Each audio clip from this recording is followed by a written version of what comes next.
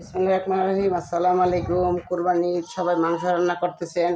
আমি যেভাবে রান্না করি তা দেখাচ্ছি, কারণ কোরবানির সময় আমরা সাধারণত বেশি পরিমাণ মাংস রান্না করি, তাই এটাকে মেখে জুখে রান্না করাটি ভালো। এটা আমার মা বাবা আমাকে শিখিয়েছে, আমি ছোটোবেলা দেখেছি ওরা এইভাবে রান্না করছে।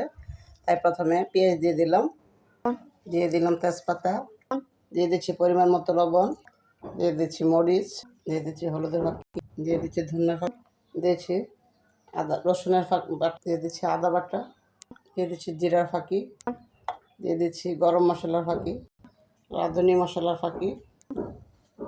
এখন দিয়ে দিচ্ছি এই যে বেরেস্তা ভাজা।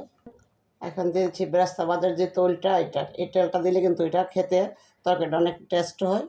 এখানে একটা আস্তা লেবু আমি ফাল্টি করে নিয়েছি, এটা রস চিপে দিচ্ছি। এখন এটাকে সুন্দর করে ম্যারিনেট করে নিই। এই যে আমার ম্যারিনেট করা হয়ে গেছে মোটামুটি। এখন কিন্তু এটা একটা পাতা হাঁড়িতে দিয়ে চুলাতে বসিয়ে দিব।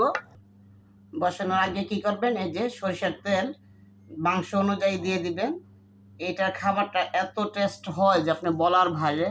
আমার যদি এই মাংসের রেসিপিটা আপনার ভালো লাগে, অবশ্যই আপনারা একবার বাসায় ট্রাই করবেন।